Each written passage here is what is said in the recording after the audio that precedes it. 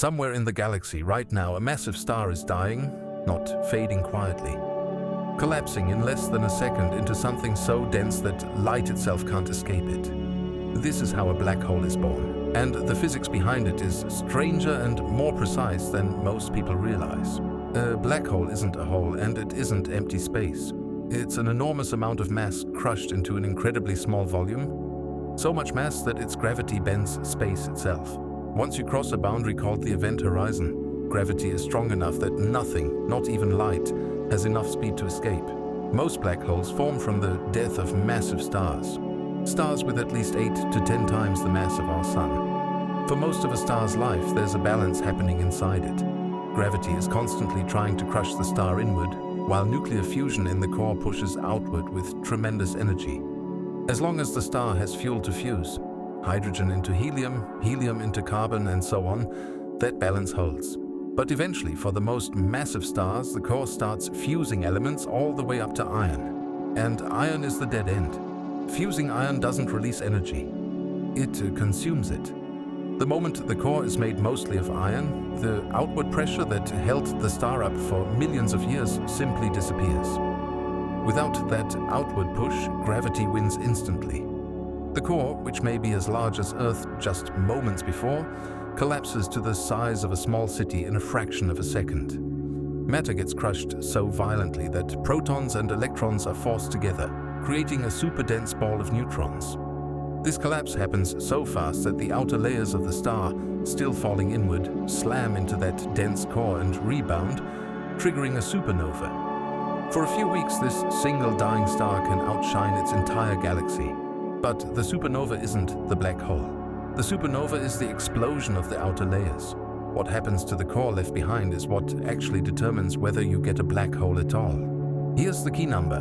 If the leftover core is less than about 2 to 3 times the mass of our Sun, the neutrons themselves can hold the line. They create a kind of pressure called neutron degeneracy pressure, strong enough to stop the collapse. The result is a neutron star, unbelievably dense but stable. But if the leftover core is heavier than that, if it crosses what's called the Tolman-Oppenheimer-Volkoff limit, nothing in known physics can stop the collapse. Not neutrons, not any known force.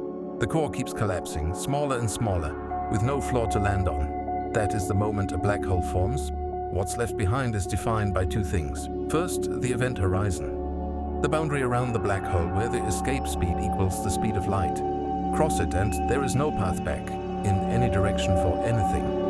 It's not a physical surface, it's a point of no return, and its size depends entirely on the mass that collapsed. Second, at the very center, general relativity predicts a singularity, a point where density becomes mathematically infinite. This is where our physics genuinely runs out. We don't have a complete theory that describes what's actually happening at that point. It's one of the biggest open questions in physics today. Stellar collapse explains black holes a few times the mass of the Sun, but at the center of nearly every galaxy, including our own, there's a supermassive black hole, millions or even billions of times heavier. The one at the center of the Milky Way, called Sagittarius A star, is about 4 million solar masses. How something that large forms is still an active area of research. Some scientists think early, massive gas clouds in the young universe collapsed directly into massive black holes without ever becoming stars.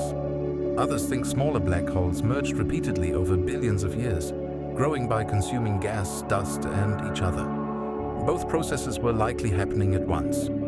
It's one of the frontiers where astronomers are still filling in the picture. So, the next time you look up at the night sky, remember, some of those stars are living on borrowed time. Somewhere out there, one of them is already fusing iron in its core, quietly running out of options.